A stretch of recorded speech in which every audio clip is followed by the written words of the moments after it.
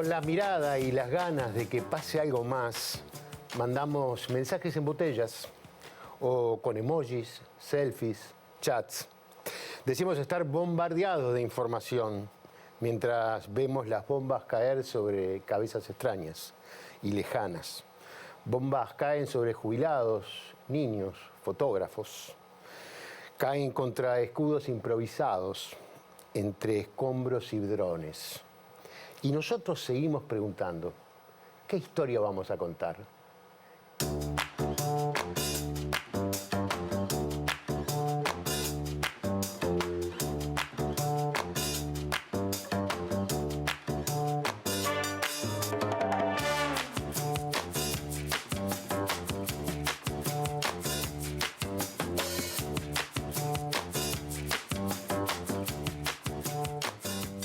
Hoy, en Ideas Cruzadas, le damos la bienvenida a Sabrina Martínez, comunicadora feminista, directora del Instituto de Comunicación de la Facultad de Información y Comunicación de la UDELAR y educadora sexual.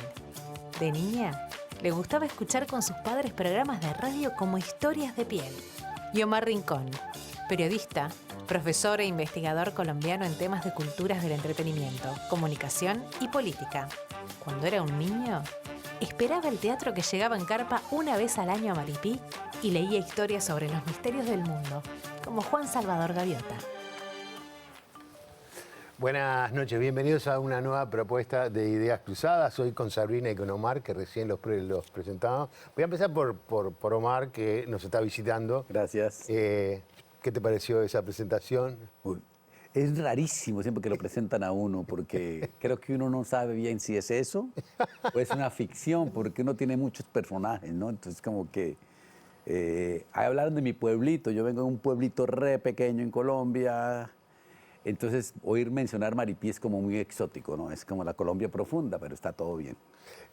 Cuando yo leí datos tuyos y me quedé con eso de la imagen de un teatro que llegaba en carpa una vez por mes, creo que. Sí, no, eran otros tiempos, es viejísimo, o sea, Sabrina no había nacido, eran tiempos eternos y me acuerdo mucho de que de verdad así pasaba un teatro y representaba todas las obras en una semana, era Shakespeare, de colombianas y de todo lado, era interesante porque para un pueblo es un espectáculo, era como un circo teatral. Claro, yo te iba a decir eso, era como la llegada de los circos a las pequeñas ciudades o a los pueblos, ¿no? Sí, se hace falta porque estos días no se volvió a hacer eso y creo que los pueblos ya lo único que queda como raro son las fiestas, pero no queda nada de esa oferta cultural, porque ya llega directa vía los celulares, bien, entonces es distinto el mundo. Sabrina, ¿cómo estuvo esa presentación? Me encantó, me sorprendió lo de Historias de Piel porque es una memoria emotiva, familiar, así muy contundente que no pensé que iba a aparecer. Educadora sexual. Educadora sexual. Sí, yo dije, ¿será que se equivocaron? Es que ¿Era yo, sexual o social? es que primero quise ser educadora sexual a partir de escuchar ese programa, Historias de Piel, y luego se terminó conectando con la comunicación. O sea, la comunicación me encontró.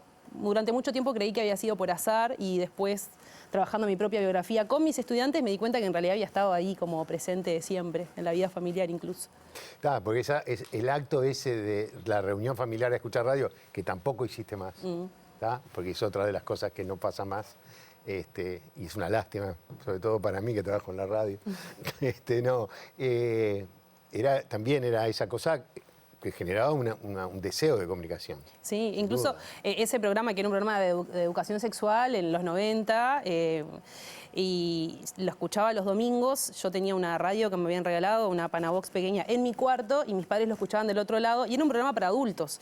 Pero en mi casa se conversaba mucho de sexualidad. Entonces teníamos una clave que cuando se llamaba por teléfono y le hacían consultas al amigo y sexólogo Rubén Campero, cuando la pregunta era compleja, me gritaban, baja el volumen. Entonces yo ahí bajaba, respetaba esa pregunta y ahí volvía a subir. Pero un día escuché un par de preguntas y yo dije, yo quiero hacer lo que hace ese señor, que es decirle a la gente que puede tener una vida plena. Y por ahí fue. Bueno. ¿Eras honesta? ¿Cumplías con la indicación? Y bueno, un poco y un poco. A veces no. Un poco y un poco porque ya me dejaban escuchar un programa que era para adultos, porque no había educación sexual integral para las infancias como tenemos ahora, por suerte, pero sí, respetaba bastante el código, era una buena niña. Bien. ¿Estás en Montevideo para trabajar en talleres, para dar cursos? Sí, no, básicamente para hacer lo que nos gusta, como dijiste en la introducción, contar historias, buscar historias, entonces sea en la política, sea en el periodismo, sea en la universidad, en la academia. Creo que el asunto sigue siendo el mismo, ser soberanos en las historias que contamos, cómo contamos historias de nuestras estéticas y narrativas, cómo hacemos, pero tanto en la política como en el periodismo, como en la televisión, como en la academia. La academia investiga mucho sobre las historias, pero cuenta muy mal sus historias. ¿No? Somos expertos sobre historias, pero no las sabemos contar. Entonces, como de eso, como de esa necesidad que América Latina cada vez tenga mucho más capacidad de narrarse a sí misma sin pretender negar el mundo. No se trata de eso, pero haciéndolo nuestro. ¿Qué es eso de no sabemos? La academia no sabe contar historias. Sí, ¿Estás de acuerdo? o las contamos un poco, de forma un poco precaria, capaz, ¿no? Creo que parte de nuestro trabajo como comunicadores y comunicadores están yendo al rescate de las historias y a la vez al revisitar historias que nos contaron con otros ojos que no son los latinoamericanos. Y creo que ahí, por lo menos desde lo que intentamos hacer en la facultad, nuestra propia universidad, tiene que ver un poco con esto, con reconstruir y con que esas historias tengan un sabor propio, tengan un matiz, un territorio, un aroma, algo que nos lleve, que nos convoque a nuestra propia región, a nuestros propios problemas, pero también a reivindicar nuestras propias potencias, ¿no? Porque creo que hemos sido históricamente narrados y narradas desde los ojos europeos, anglosajones, y bueno, y en este proceso, no sé, de la decolonialidad, de pensar un poco el poder, nos lleva a decir, bueno, esta historia que siempre nos contaron, capaz que eran otras historias, o que también hay otras historias más pequeñas que hacen en la historia colectiva, popular, nacional, latina, que también se han perdido y que incluso la academia las ha descartado muchas veces, en tanto creemos que si no se habla de las masas pierde un poco el sentido, ¿no? Y ahí pasa también otra cosa, es que sí, realmente sí contamos historias, pero nos toca para un oficio muy particular que es hacer papers que sean académicos, en el que decimos de A se dice B, C y D. Pero yo voy a decir E y armo un argumento y cuento un ensayo que funciona mucho para la pequeña comunidad antropológica que somos los académicos, pero que no vincula con el mundo. Entonces, hoy en día hay una preocupación de las universidades, aquí lo han tenido hace rato por la comunicación popular en territorio, pero en general en toda América Latina, por cómo hacemos para conectarnos con la sociedad, porque estamos desconectados por andar en el negocio académico. En el negocio académico, pues también tenemos razón, o sea, si a uno lo evalúan por cuántos libros publica, por cuántos papers hace, por cuántas cosas, pues nos toca jugar en esa cancha. Pero esa cancha da puntos, pero no da conexión con la sociedad. Entonces creo que las historias, como vos decís, es espectacular porque te conecta directamente con la sociedad. Me resulta esto muy interesante porque muchas veces la academia como que aparece alejada de algunas cosas que son... yo creo que en Uruguay ha cambiado mucho, no conozco el resto, pero digo, por ejemplo, era un caso muy común, el fútbol. El fútbol durante muchísimo tiempo estuvo por fuera de la academia. La academia no miraba el fútbol porque era como algo que era, ¿cómo era que decía en alguna vez? Lo menos importante de lo más importante, ¿no? Y como eso quizás hay muchas cosas. Bueno, sabés que justo en el caso de que traes el fútbol, hace un tiempo hicimos sistematizamos cuáles son las temáticas que nuestros estudiantes de la Facultad de Información y Comunicación eligen a la hora de hacer sus trabajos finales de grado. Y el tema que más se lleva interés es el fútbol. Mirá. Y es como interesante porque ahí tenés desde una mirada más en torno a lo publicitario o lo periodístico, porque he visto títulos y abordaje de lo más diversos, pero también en esto de la reconstrucción del fútbol y las mujeres, ¿no? Cómo esto impacta de una mirada más histórica, el lugar que juegan los territorios, el fenómeno del baby fútbol, ¿no? O sea, donde ahí también ves que hay una mirada joven que toma, digamos, temas de siempre, ¿no? Pero también con una necesidad de hacer un énfasis en algo no visto o no escrito, por lo menos desde la academia, porque sí sabemos que hay una literatura súper interesante sobre el fútbol como fenómeno social, pero la academia lo ha tomado desde la comunicación y son muchos, por ejemplo, nuestros estudiantes que lo eligen desde las aristas de lo más variadas. El título de todo esto, soberanía cultural narrativa, una perspectiva del sur, cómo pensar la comunicación y una democracia para los sentidos comunes. Sí, parece difícil, ¿no? Parece difícil. Larguísimo. Parece que amigo, yo no voy, ¿eh? Se fue tango mal. No, básicamente son dos cosas. Una, yo creo que una cosa que no hemos cuestionado es que en periodismo, en la academia, en el cine, en la televisión, hemos comprado como si esto fuera neutro, como que todo esto, la cámara, cómo nos sentamos, cómo se presentan las noticias, todo parece que no tuviera ideología, que fuera neutro, y resulta que todo eso es inventado por el hombre blanco, occidental, macho y religioso. Entonces, no le hemos metido lo nuestro. Cuando le metemos lo nuestro salen cosas espectaculares. Cuando Galeano le metió las venas abiertas, le metió eso. Cuando aquí hicieron cine con whisky, ese tipo de cosas, le metieron los locales. En teatro, en Uruguay, cuando le meten eso, cuando a la música se le mete los tambores, sale otra cosa. Entonces, por alguna razón, en el mundo de la comunicación, la pasamos comprando las matrices del norte. Entonces, así se presenta, así se hace, así es la escenografía, así se narra. Y resulta que estamos olvidándonos que en América Latina hemos inventado formas de narrar propias que se parecen mucho más a nosotros mismos. Entonces, un uruguayo narra distinto a un argentino y están al frente. Y están justo al frente. O sea que no tienen por qué narrar igual. Y en Uruguay, una persona de Montevideo mismo narra distinto si está en La Teja que si está en otra parte. Entonces, recuperar las formas que nos damos propiamente para convertirlas en periodismo, en comunicación, en forma de contar las historias, que no podemos contar historias, ¿cómo llaman? Candomblés, que se llama así, como las llamadas o sí, el las toque de llamadas. candombe. Exacto, por ejemplo, las llamadas o el carnaval. Cuando yo fui a oírlo, eso son crónicas del año, es una crónica periodística. Es una columna de opinión, es un ensayo periodístico, la comparsa, lo que se presenta ahí.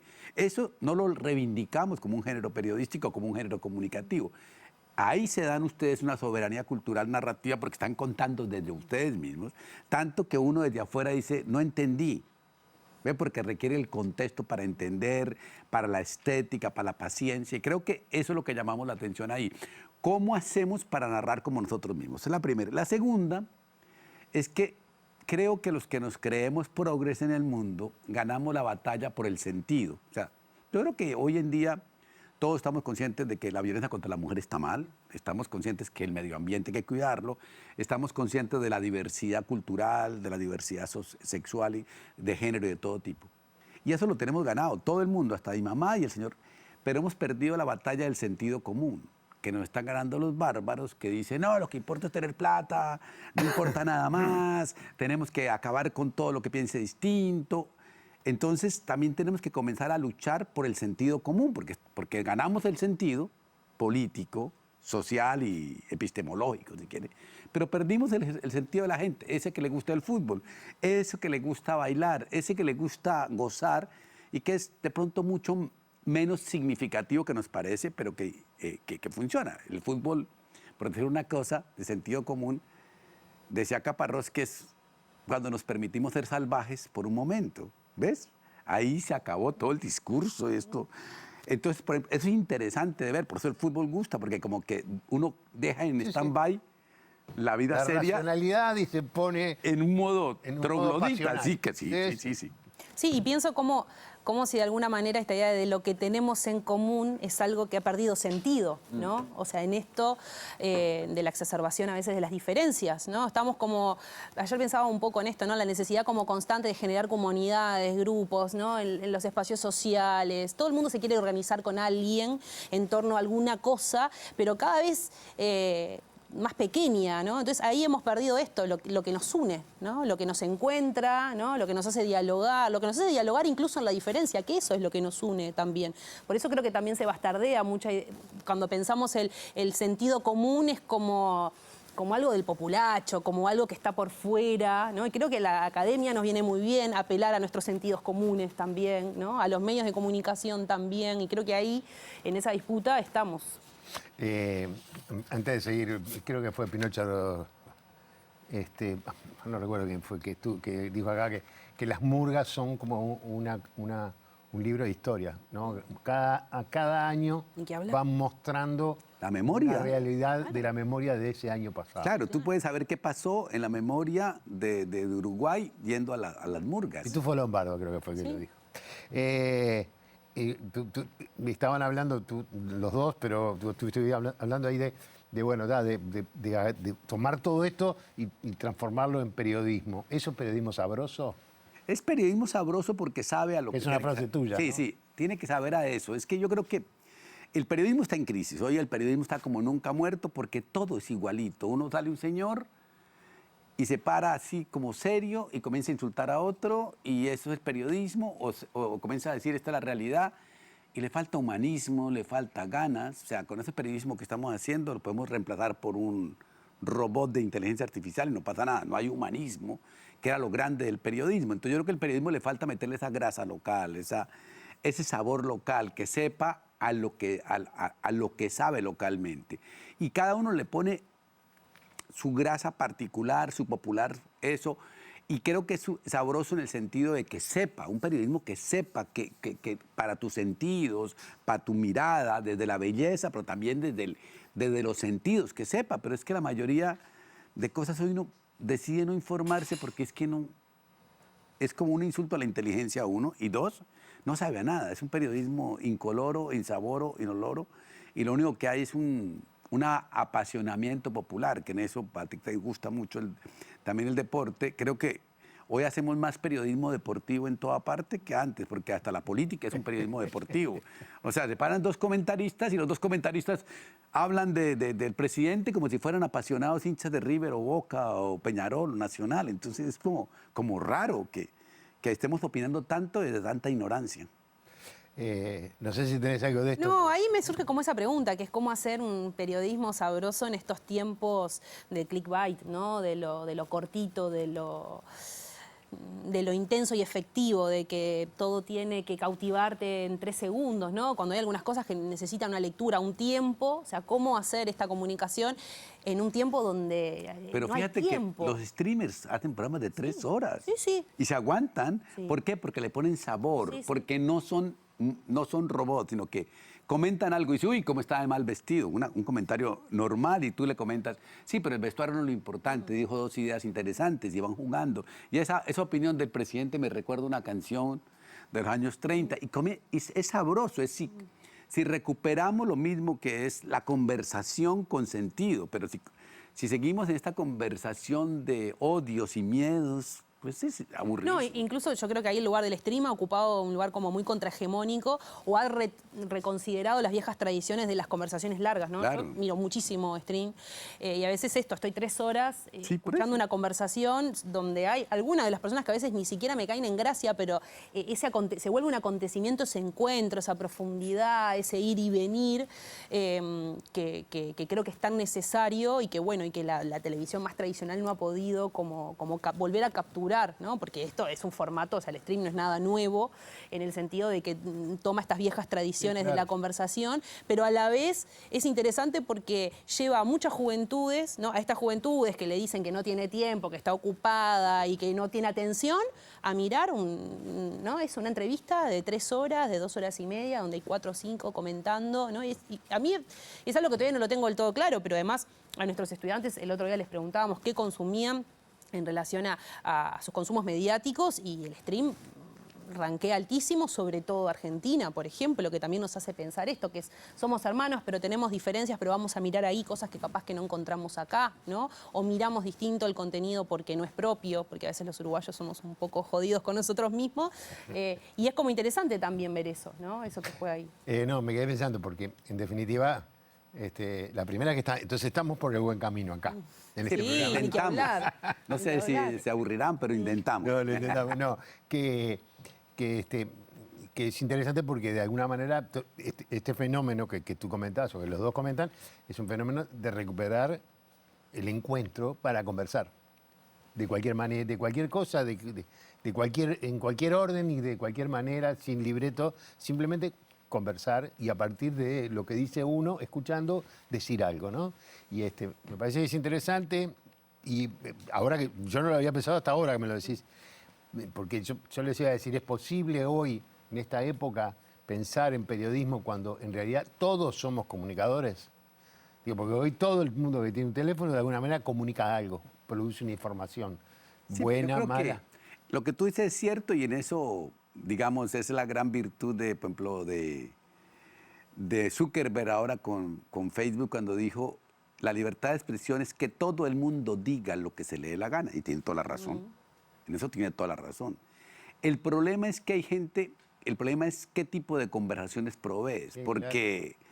Porque también hay como que cada cual puede escoger. Estamos con un mate y podemos conversar de manera agradable para alguien o no decir absolutamente nada, que es lo que pasa por los programas deportivos. A mí me impresiona como un clásico de Boca River, arrancan un día antes, va el partido y siguen un día después y no dicen nada. Es como un homenaje, una oda a la nada. Entonces, por ejemplo, ahí no es tan agradable porque casi que podemos adivinar en cada vez que entremos, pero en cambio...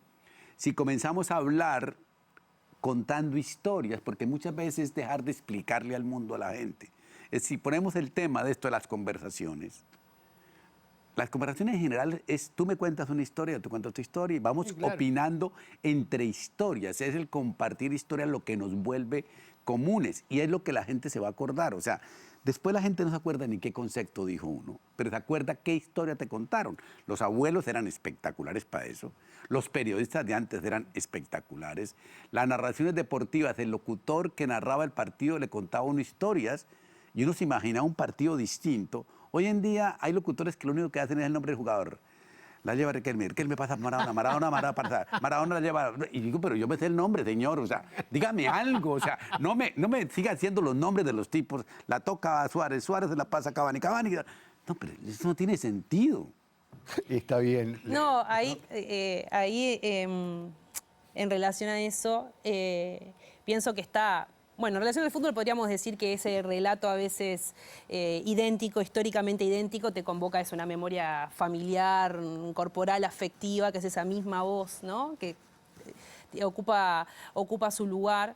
Y pensaba en esto que, en relación al periodismo, que diría que al contrario es el momento en el que más necesitamos del periodismo, para poder... pensar cómo miramos estas historias, quiénes las cuentan, desde dónde, ¿no? Porque tenemos el problema de la concentración mediática, digamos, o sea, ¿no?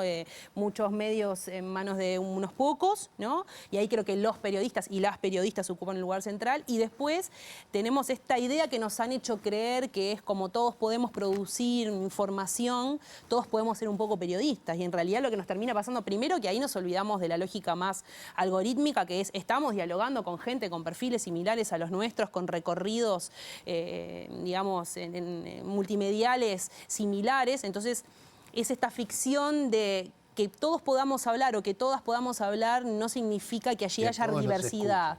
No, y ni que hablar, y que después todos nos escuchemos, ¿no?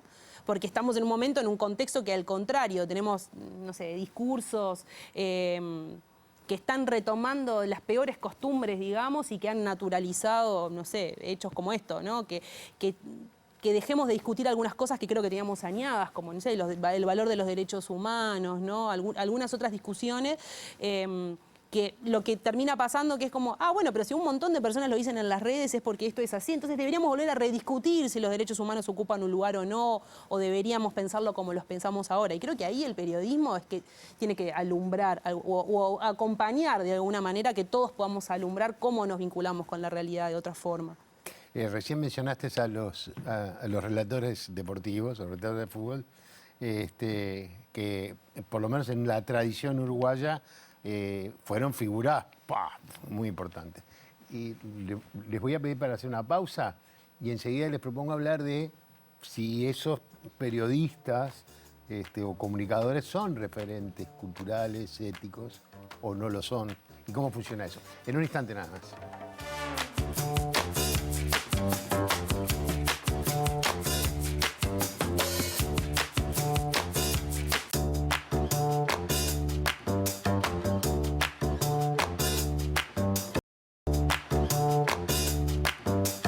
Mercado Agrícola de Montevideo, en el corazón de un barrio donde late la ciudad.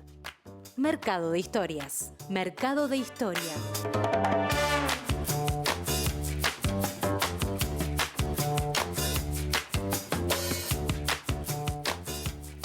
Seguimos conversando con Sabrina Martínez y Omar Rincón. Yo les dejé planteada esa idea, pero mientras estábamos hablando en la pausa, este hombre tiró otra cosa y entonces, pero voy primero por eso.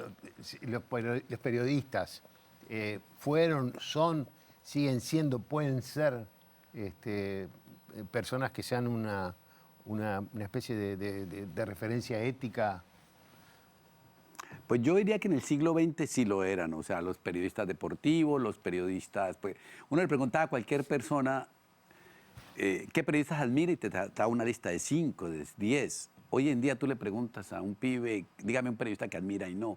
Creo que pasaron 2 cosas en el siglo XXI. Uno, pues las redes digitales que tú dijiste, que hace que cualquiera sienta que tiene una opinión, independiente que se vuelva influencer.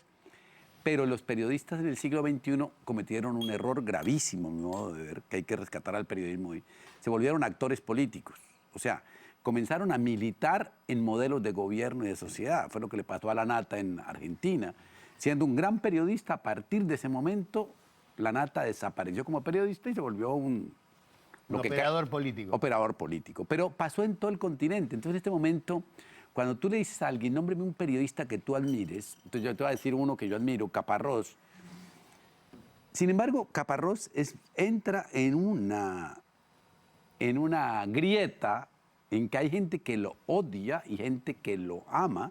Yo creo que escribe como los dioses, que hace reportería como los dioses, pero ya no era lo que era en el siglo XX, que nosotros teníamos grandes modelos. Entonces, entre las redes digitales y estos políticos que comenzaron a pelear con los periodistas, y los periodistas se sintieron actores políticos, hemos perdido esa referencia del periodismo como un lugar para pensarnos en sociedad, creo que eso. Y la otra, creo que es una desgracia, es que el periodismo, por su mismo modelo, es el que crea la polarización. O sea, nos enseñan en las facultades de comunicación que hay que hacer fuente y contrafuente, y que tenemos que pelear. Entonces el mundo lo comienzan a contar siempre como un clásico Peñarol nacional, y el mundo es mucho más ambiguo y somos incompetentes de cantarlo a la ambigüedad del mundo. Entonces creo que hoy se ha vuelto complicado tener periodismos referentes, pero creo que tocaría volver a tenerlos, esas voces autoritadas, y no solamente periodistas, creo intelectuales. Porque se acuerden que antes el periodista era un intelectual que pensaba sociedad, que hablaba del mundo, no del yo. Hay un amigo argentino que dice que ahora estamos en el jornalismo. El periodismo de yo, y que no tiene gracia. Diría yo, no sé, Sabrina. Sí. Bueno, yo creo que ahí hay un poco de todo. Creo que sí, que el periodismo no se escapa de las transformaciones que ha tenido el rol, digamos, ¿no? Que incluso nace más como un oficio y después se profesionaliza y ahí eso, ¿no? Nosotros, la comunicación llega a la universidad bastante después que existe, ¿no? Como oficio, y ese proceso también impacta en la construcción del rol, y creo que ahí hay como una transformación que no la vería tan en una sola línea, sino que hay mucho de todo. Creo que hay... sí, digamos, un rol más, una tensión entre el periodista y el influencer, que creo que esta propia construcción y este peso que recae a veces en estos profesionales de hacer su propia marca, venderse, ¿no? El lugar que ocupan en sus propias redes sociales. Creo que ahí, intentando abarcar mucha cosa, se pierde mucha rigurosidad en relación al tiempo que se le dedica al trabajo. Después creo que impacta también al periodismo las propias condiciones laborales de los periodistas, ¿no? Muy precarizadas, donde ya son muy pocos los que reciben los salarios que recibe Caparrós o algunos otros para poder dedicarse a escribir esas maravillosas crónicas que terminaban en libros, ¿no? Yo conozco muchos colegas que con las condiciones podrían hacer un excelente periodismo, pero tienen circunstancias laborales tan complejas, ¿no? Atravesadas por el multiempleo, por bueno, cómo esto dialoga con querer tener un poco derecho a otra vida por fuera del trabajo, que también impacta en el ejercicio profesional.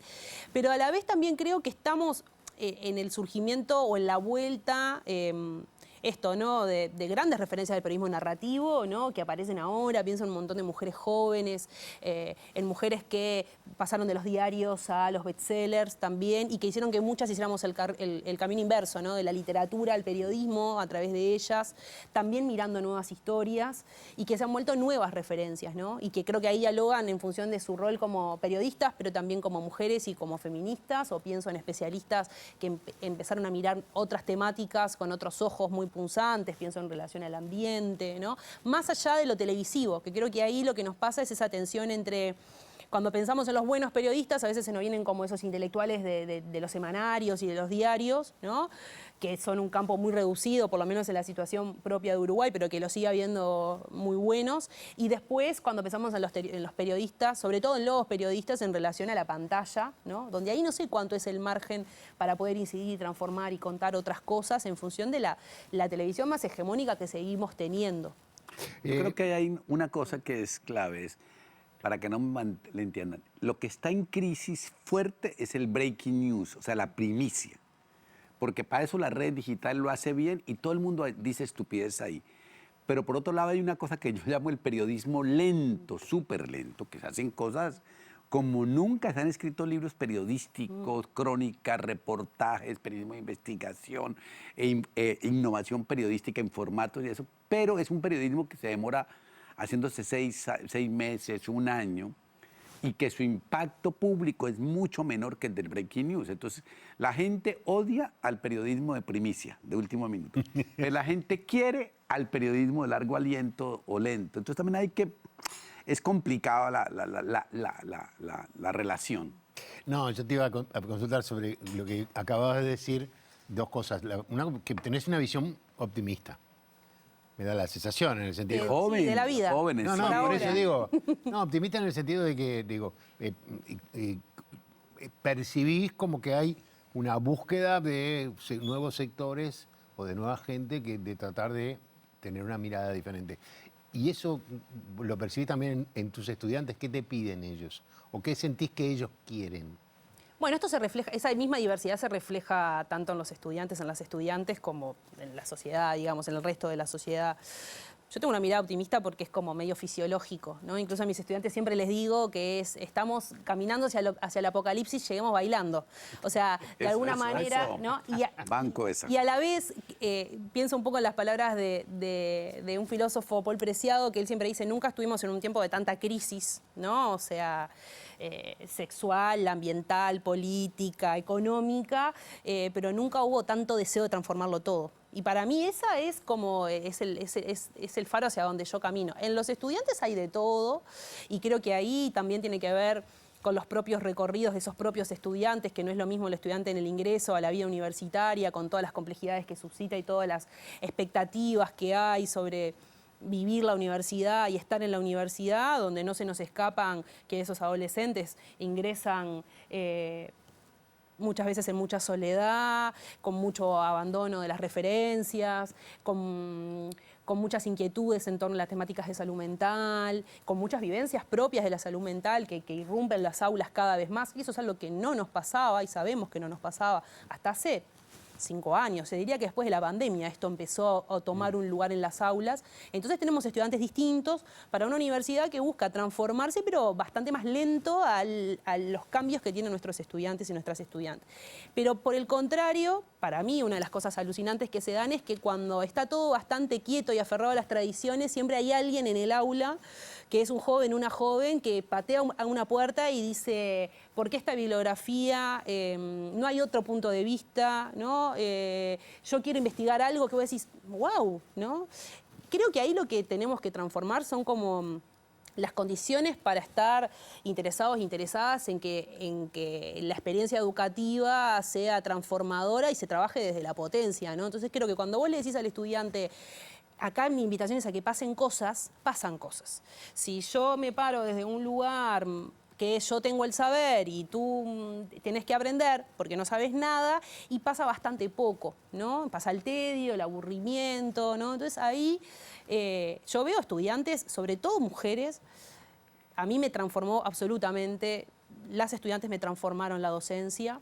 las estudiantes, algunos varones con ciertas identidades más disidentes. Me han interpelado de tal manera que me han hecho cambiar cursos, inventar cursos, leer toda la bibliografía nueva, posicionarme distinto, preguntar cosas que no preguntaba, dejar de preguntar cosas que preguntaba, y ahí la juventud sigue siendo un motor. Pasa que tenemos que verla con ojos por fuera de la idealización que tenemos de los jóvenes rebeldes de los 60. Son otros jóvenes. Tienen otras rebeldías, tienen otros problemas también y están en un mundo recontra hostil para ellos y para ellas. Me quedé con esa pregunta tomando algo anterior. ¿Hay buenos periodistas y malos medios, se podría decir? No, yo creo que sí. Yo creo que la crisis radical es de los medios. O sea, los medios como negocio están mal, como lugares de narración están muy mal. Como futuro, los periódicos cada vez son más chiquitos y están mal. Pero uno no ve que quieran reinventarse, quieren seguir insistiendo en la misma cosa que están fracasando, como dándose contra una pared. Y esto hablamos del New York Times, de The Guardian, de todo. Siguen creyendo que lo que hacen es maravilloso. O sea, es como una crítica, todo el mundo afuera está mal, nosotros estamos perfectos. Eso es una de esas cosas. Pero lo segundo que pasó con los medios, que tristemente se cayó la careta y en el siglo XXI se da cuenta uno que los medios son operadores políticos para sus empresarios. O sea, yo vengo de un país en Colombia donde los 5 más ricos tienen 5 conglomerados de medios. Y los 5 conglomerados de medios dan pérdidas, pero pérdidas en millones de dólares. Sí, y uno dice, pero ¿por qué los tienen si están dando pérdidas y usted es buen empresario? Porque les sirve para operar políticamente, hacer que leyes no se pasen en el Congreso, incidir en los ministros, incidir en el presidente.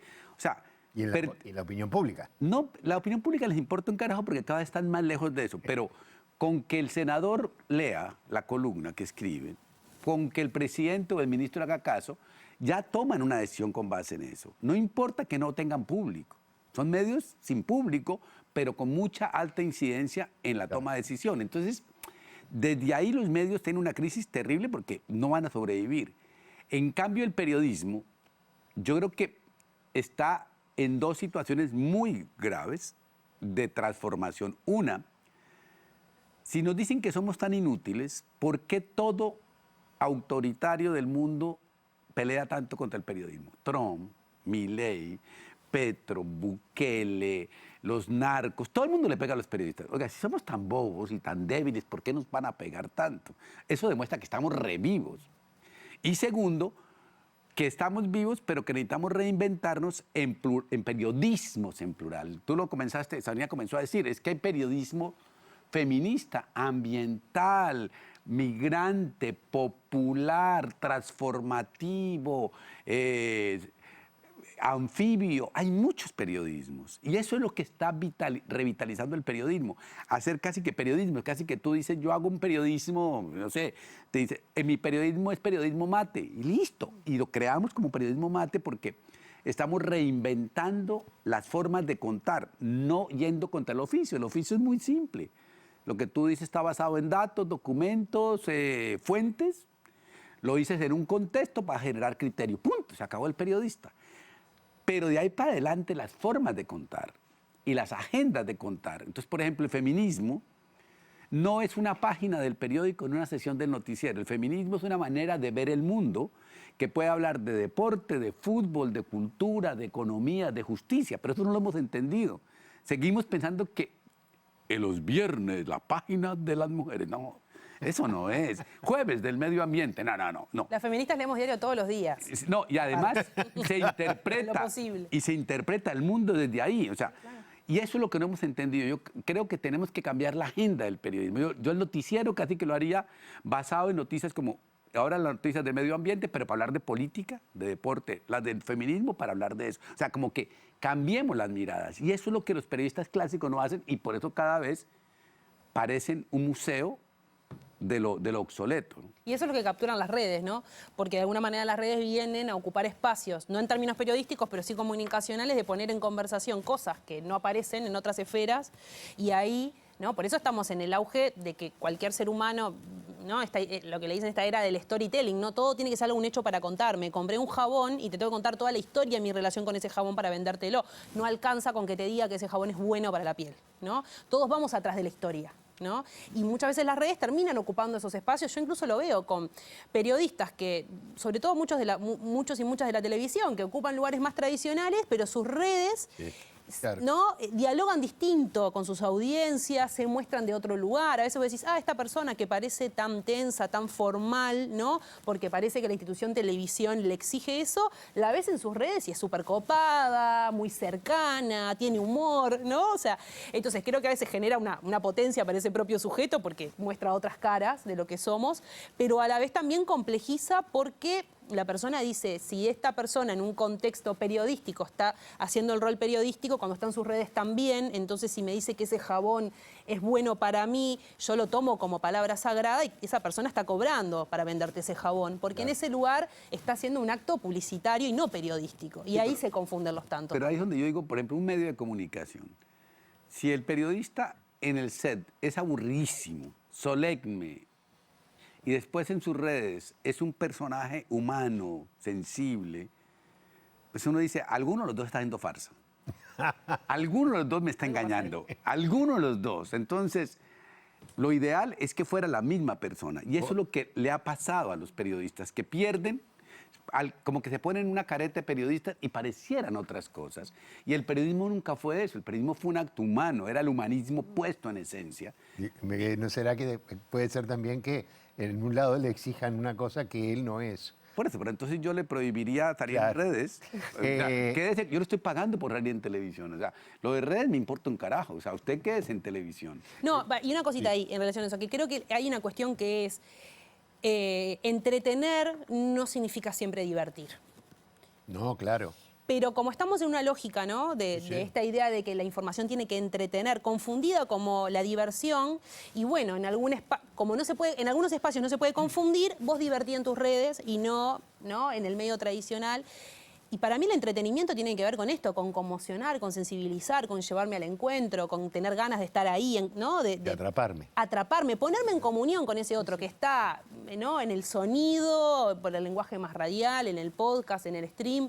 Pero creo que ahí lo que a veces le termina pasando a los medios más tradicionales es como un poco entretenimiento y confusión, que es creer que entretener te va a llevar hacia el barro, te va a llevar hacia algo de poca calidad, ¿no? Y seriedad tampoco significa calidad. Entonces creo que en esos matices es que muchas veces, en términos comunicacionales, se vuelve, claro, algunos espacios se vuelven un poco ásperos, ¿no? Y que creo que, por ejemplo, ahí el stream ha sabido resolver muy bien, ¿no? Entretener, no en todos los espacios, pero muchas veces entretener. Yo veo streams donde se entretiene, pero se habla de política, no se banaliza, pero hay risa, están hablando conmigo. Siento que están hablando conmigo y no con alguien que está ahí, ¿no? Entonces creo que ahí es un debe que tenemos que incorporar a nuestras currículas, a nuestros imaginarios profesionales también. Lo pienso incluso sobre el rol docente, ¿no? Que a veces nos pasa un poco que es el estudiante exige que le diviertas.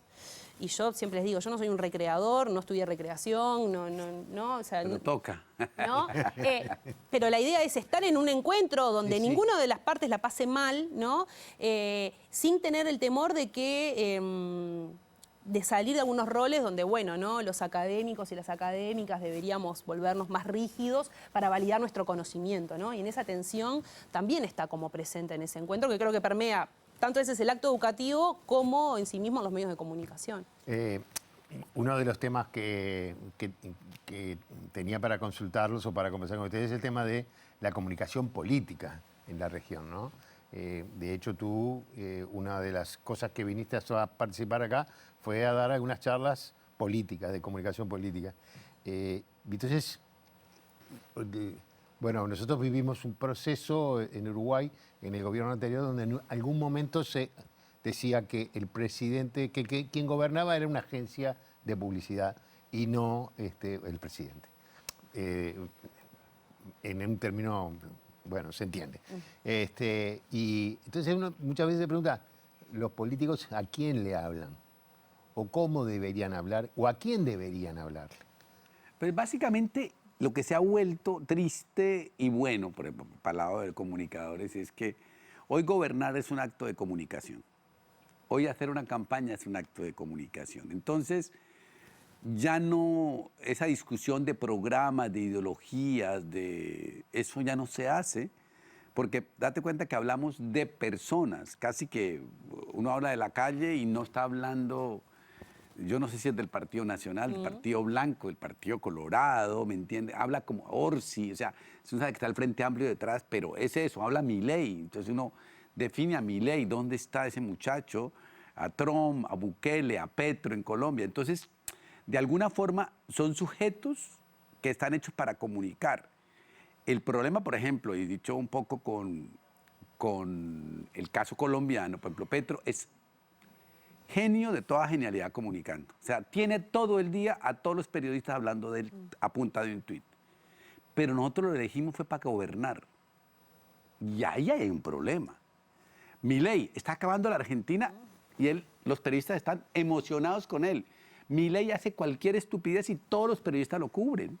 Y todos están con eso. Entonces la comunicación política hoy, digamos, tiene que estar la personalización, los celebrities, la creación de personajes celebrities.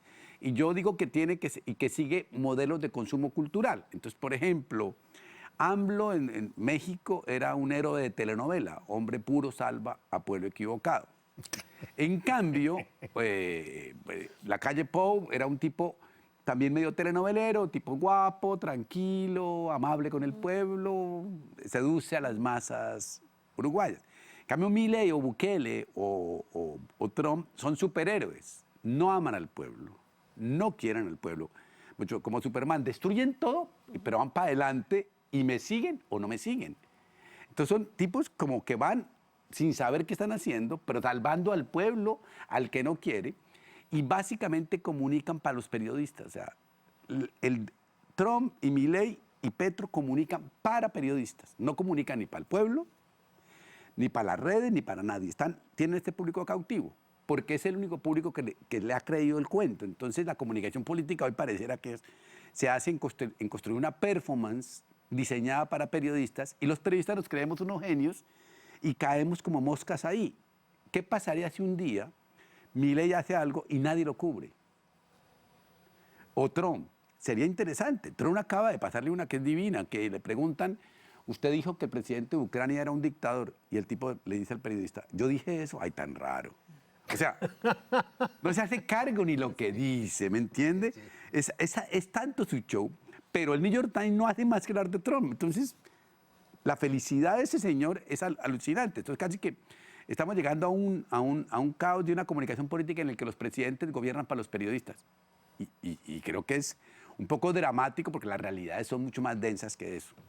Sí, y ahí, en ese espacio, digamos, en esa ausencia también, bueno, la pregunta que yo me hago es como espectadores y como ciudadanos y ciudadanas, ¿qué idea construimos sobre la política cuando la política no está hablando con nosotros y con nosotras, ¿no? Entonces ahí también, ¿cuáles son los recursos para enterarnos qué es lo que pasa? ¿Qué hacemos con eso, ¿no? Porque las personas seguimos teniendo conductas informativas, prácticas culturales, salimos todos los días a laburar, pagamos el boleto, ¿no? Pero también eso, pues, ¿cómo impacta en las ideas que socialmente construimos sobre la importancia de la política, ¿no? Y ahí confundimos, ¿no?, lo político con lo político partidario, ¿no? Y el impacto, ¿no? Eso es lo que pasa en las aulas. A veces me ha pasado con estudiantes que plantean, ay, en esta clase se habla de política, pero estamos en la licenciatura en comunicación, o sea, ¿dónde no? El problema sería dónde no, ¿no? Pero ahí, ¿no?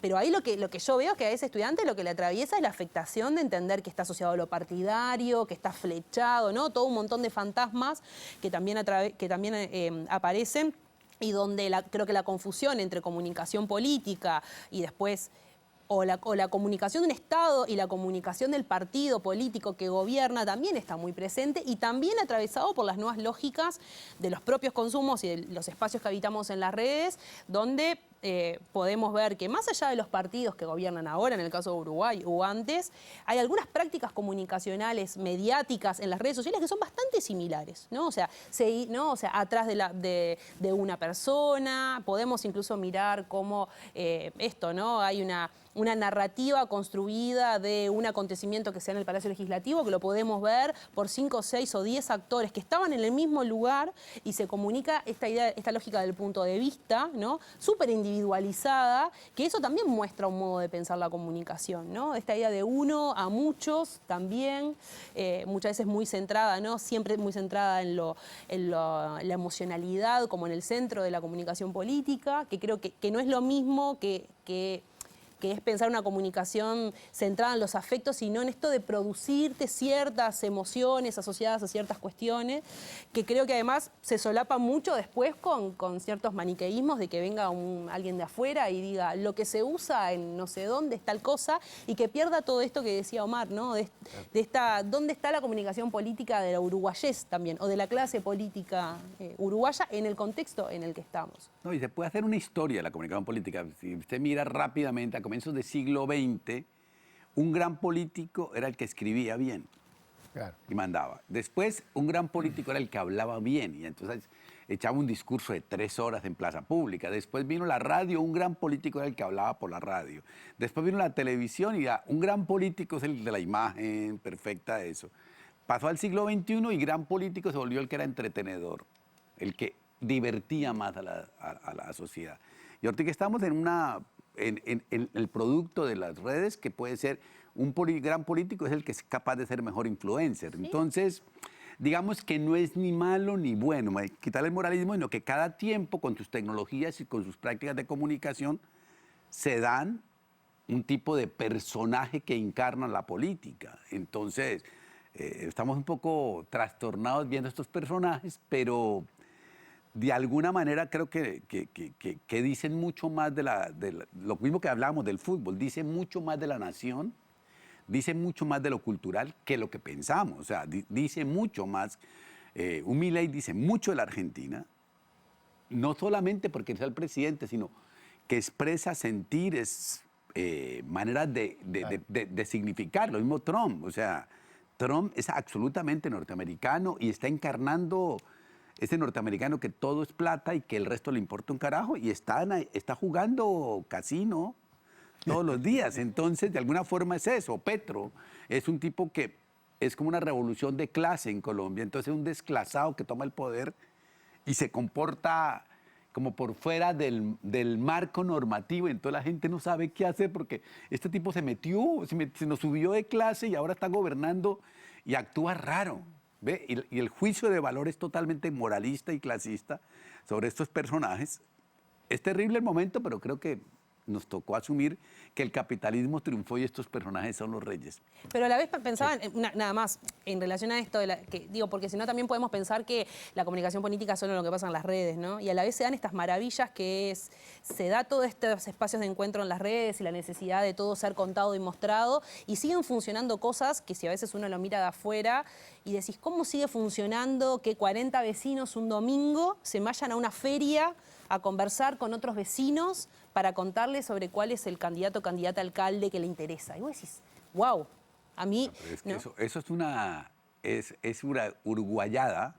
Es que creo que todavía... Ojalá que no perdamos. Sí, ¿no? Yo creo que Uruguay tiene una cosa todavía fenomenal. Yo lo llamo el parque temático de la democracia, porque aquí son capaces de discutir con argumentos más o menos, no han caído en esta cosa de el navajazo, y las bases sociales son politizadas, actúan y trabajan. Eso es muy difícil de ver en otros países de América Latina. Es muy, muy difícil, y tiene que ver con una historia de construcción de los partidos, con una historia de las militancias, con una historia del poner el cuerpo en la calle, en lo público, y creo que eso tiene que ver con una cosa muy linda que tiene Uruguay en ese sentido, que en el peor de los momentos, por ejemplo, la calle Pop era derecha, pero no era el troglodita de derecha que veríamos por fuera, ¿me entiende? O sea, como que sea esa construcción de una identidad política, cultural de Uruguay, que es un bien para el mundo, ¿sí? Tengo que hacer una pausa. Ya volvemos.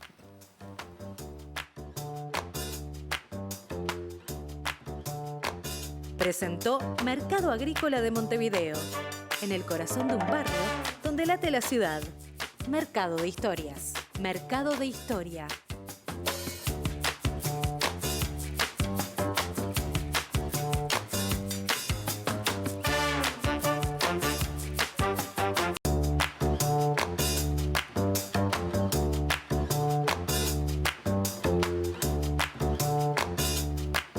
Muy bien, seguimos conversando, o casi no vamos a conversar más porque prácticamente se nos ha ido el tiempo con Sabrina Martínez y Omar Rincón. Pero fue una conversación preciosa, por lo menos para mí.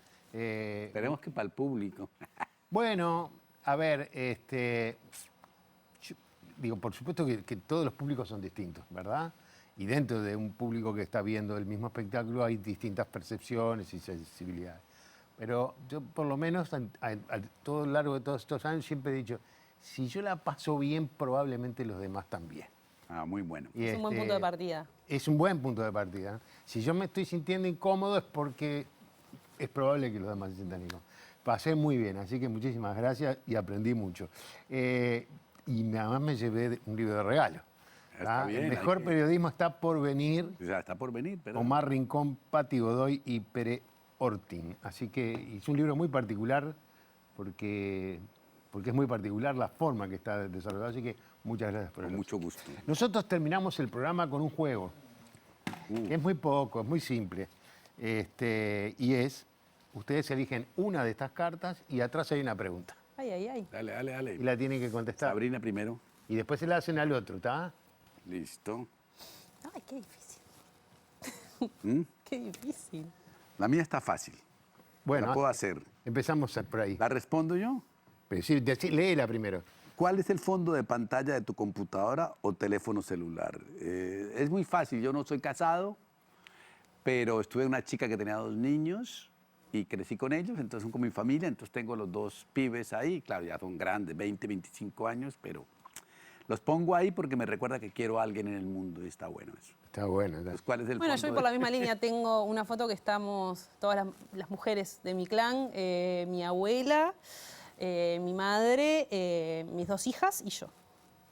Ese es el fondo de pantalla de Mi tu- celular, en Balizas, que es mi lugar en el mundo. Entonces es como perfecto. Ahí. Muy bien. ¿Y tu pregunta qué dice? Uy, Que es mi difícil. pregunta es, ¿cuál es el peor consejo que te han dado en la vida? Tú contesta. Es que no... ¿No te han dado consejos? No, malos consejos. Por ejemplo, te dijeron, invertí en conexión ganadera. No, por suerte. Por suerte. No, no sé si es el peor consejo, pero creo que es un consejo que con el paso del tiempo he tenido que repensar, que tiene que ver con esto de que lo más importante es el trabajo. Y bueno, es muy importante en mi vida y en un proceso también de trabajo personal, que no ocupe tanto lugar, funciona como una creencia muy estructurante, ¿no? En esto Claro. del trabajo como el centro, que creo que fue como un mandato familiar muy importante, ¿no? Porque el trabajo es algo importante en la vida, pero estamos en un momento donde, bueno, cuando empezamos a pensar que hay otras cosas, no solo el trabajo, ojalá me hubieran dicho, está bueno que trabajes, pero también que tengas tiempo para otras cosas y está bien, vivirlo sin culpa. Creo que esa sería la reformulación de Sí, ahora. no. Yo creo que hay 2. Uno banal pero costoso, que es todos los consejos financieros. Yo he fracasado, cada inversión es un fracaso, que ya no invierto en nada porque me aconsejan que me voy a volver millonario. Yo no les creo, pero sin embargo no he perdido mucho, pero ese es mal. Y creo que el otro mal consejo es esta cosa del amor romántico, que le aporten a mí me parece que es un pésimo consejo, que vas a encontrar la media naranja, que el proyecto de vida, que tienes que entregarle toda la energía a eso. Creo que eso es un gran fracaso de consejo. O sea, creo que hay otras formas de amar, de acompañarse, como la República de los Amigos y otra cosa que me parece más interesante, que el amor es todo en la vida. Pero si fuimos formados por telenovela, terminamos creyendo como que el amor todo lo puede y no es tan cierto. No. Muchas gracias a los dos. Sabrina, Omar, ha sido un gusto compartir con ustedes. Me voy con esa cosa que me encantó, de que, en definitiva, en esta vida, una de las cosas más lindas que hay es contar historias. Eso sí. Así que contemos historias, que nos van a ayudar a vivir. Gracias, Sabrina. No, gracias a vos. Gracias, muy amable por estar en tu programa. Por favor. Y a ustedes los espero el próximo fin de semana para seguir conversando, porque conversar es pensar juntos en voz alta. Hasta la próxima.